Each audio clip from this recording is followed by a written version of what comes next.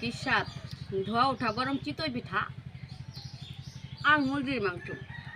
পিঠাগুলো একদম সফট আর ফুলকো ফুলকো হয়েছিল। আর কিভাবে এই পিঠাগুলো বানালাম সম্পূর্ণ ভিডিওটা অবশ্যই দেখবেন।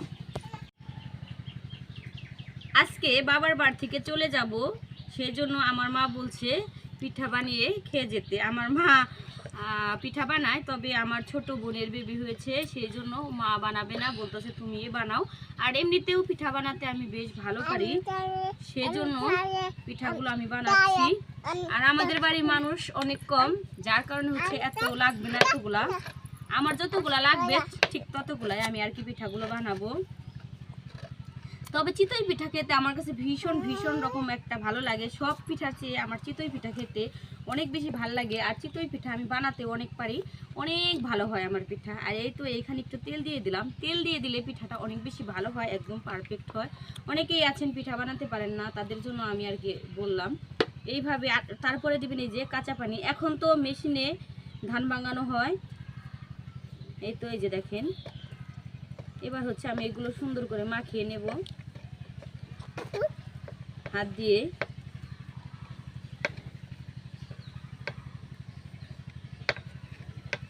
এই তো কাটেন।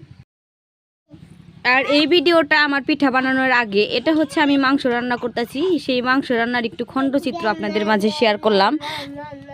আর পিঠা সত্যি কথা মাংস দিয়ে গরম গরম তো বেশি ভালো লাগে, যার কারণে হচ্ছে আমার অন্য পিঠা ভালো লাগে না। মিষ্টি জাতীয় পিঠা আমার বেশি পছন্দ না, আমার কাছে এই ঝাল জাতীয় পিঠাই ভালো। সেই জন্য সকালবেলায় আমি মাংসটা রান্না করছি। আর আজকে হচ্ছে আমি বাড়ি চলে যাব, কয়েকদিন ছিলাম, এতদিন আমি শ্বশুরবাড়ি থেকে বাবার বাড়ি থাকি না, আমার বেশি ভালো লাগে না, আমার শ্বশুরবাড়ি অনেক বেশি ভালো লাগে। সেই জন্য আমি আর কি মা বলতেছে যাইবা যখন তাহলে পিঠা বানিয়ে খেয়ে যাব, সেই জন্য আর কি বানানোর প্রিপারেশনটা চলতেছে। যাই হোক, এই তো মাংস টাংস রান্না শেষ করে আমি হচ্ছে পিঠা বানাতে যাব।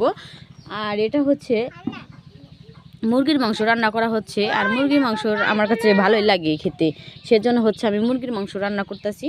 মুরগির মাংস আমার কাছে তেমন খুব খারাপ লাগে না, অনেকেই আছে পোলট্রি মুরগি ব্রয়লার মুরগি খেতে পারে না, আমার কাছে বেশ ভালোই লাগে। যাই হোক, এই তো আমার মাংস রান্নাটা শেষ হয়ে গেছে প্রায়। এবার হচ্ছে আমি পিঠাগুলো বানানোর জন্য মূল প্রিপারেশন নিয়ে যাব।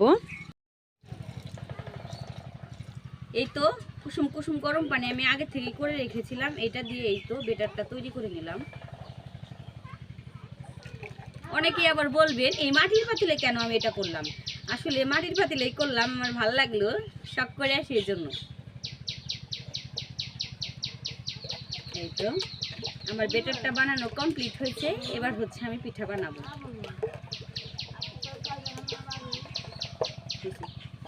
এই তো আমি মাংস কিন্তু আগে রান্না করে রেখেছিলাম, সেটা এনে হাজির। আর এই দেখেন পিঠা দিয়ে ফার্স্ট পিঠাই আমার কেমন ভালো হয় অবশ্যই দেখবেন। আগে আসলে নিয়ে ক্যামেরা নিয়ে এই তো দেখেন আমার ফার্স্ট পিঠাটাই কেমন হয় আপনাদের সাথে এটাও আমি শেয়ার করব। এই তো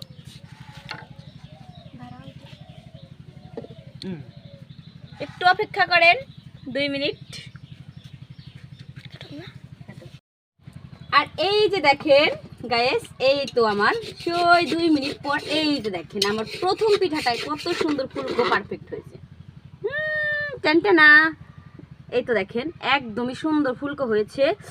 আর এবার হচ্ছে আমি সত্যি কথা বলতে আমি গরম পিঠা খেতে বেশি পছন্দ করি, যার কারণে হচ্ছে আমি গরম গরম খাবো। আর হচ্ছে আমি দ্বিতীয় পিঠাটাও আবার ঠিক সেম প্রসেসে দিয়ে দিলাম, আমার পিঠা অনেক বেশি সুন্দর হয়। এই তো এবার হচ্ছে এই যে ঢাকনা দিয়ে ঢাইকা দিলাম। আর এইবার হচ্ছে আমি এই গরম গরম পিঠাটা খাবো। ধোঁয়া উঠতেছে। আর এই গরম পিঠার টেস্টটা যে খেয়েছি একমাত্র চুলার পারে সেই বুঝতে পারে এর টেস্টটা কি।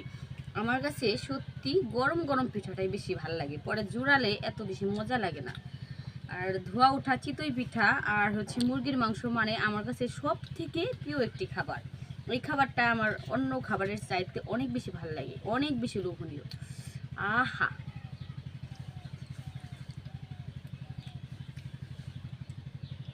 সেই স্বাদ। আর মেয়ে মানুষ তো বুঝিনি, মুরগির পা খেতে অনেক বেশি পছন্দ করি।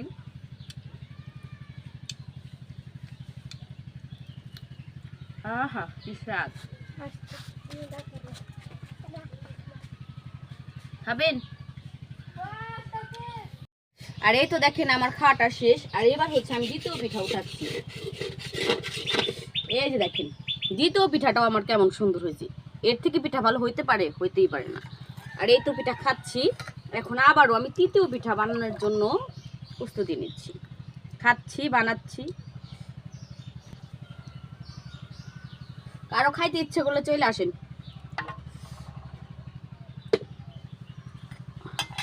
এই তো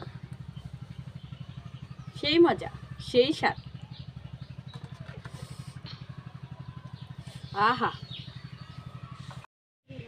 আর এই তো দেখতে দেখতে আমার প্রায় পিঠাগুলো বানানো শেষ হয়ে যাচ্ছে। এই যে পিঠাগুলো অনেক সফট আর ইয়ামি হয়েছিল।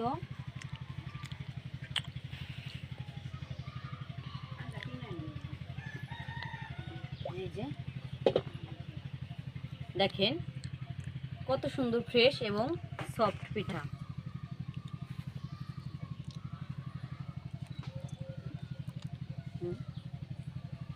আর বানানো প্রায় শেষ হয়ে গেছে। 2টা থেকে 3টা পিঠা হবে।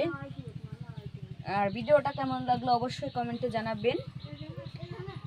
আর সবাই ভালো থাকবেন, সুস্থ থাকবেন। যে রোদের তাপমাত্রা, এই তাপমাত্রা নিজেকে একটু নিয়ন্ত্রণে রাখার চেষ্টা করবেন। বেশি বেশি পানি খাবেন।